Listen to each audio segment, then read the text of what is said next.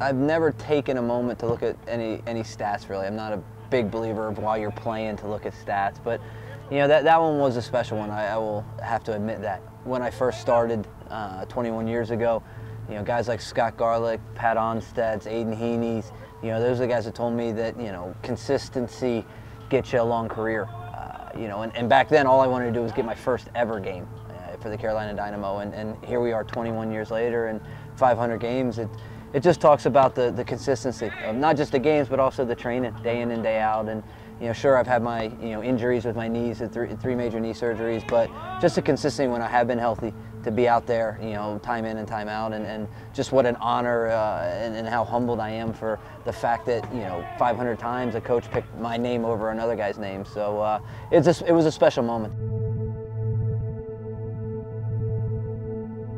Guys were blogging and writing stuff of, oh, he's too short, he's too old, he's too this, he's too that. Started when I was 15 years old with the under-17 national teams, you know, and every step, whether it was through national teams or youth national teams, through college, even as late as San Jose, it's still in the back of my mind. I've used it as motivation, you know, and I enjoy it now because I just kind of add you to the list, and then I say to myself, I'll prove this guy wrong, and I've been doing that for 21 years. And you know, so yeah, I've heard that one a time or two, that I'm too short. And for me, again, it's just motivation, and I enjoy proving people wrong on that.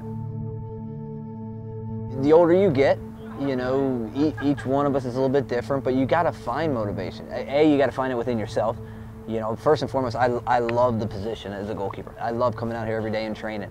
I probably actually love the process of training every day more than I love the games. I enjoy kind of Mondays this, Tuesdays that, and checking off the boxes. So that's your first motivation, is from within. And then each year there's different motivations.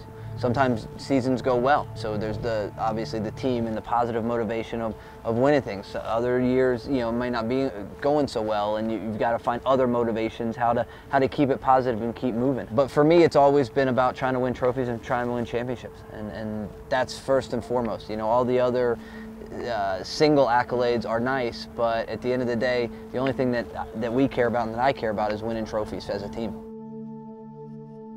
It's always about giving back, you know. Like I said, for me, I was very fortunate. I had a lot of good guys around me very early. Pat Onstedts, Mike McGinty's, Aiden Heaney's, I mean, the list goes on and on. And each one of them, you know, Scotty Garlick, they all had different advice for me. Bits and pieces were similar, but different advice from each one. And I kind of put it all together and used it as my melting pot.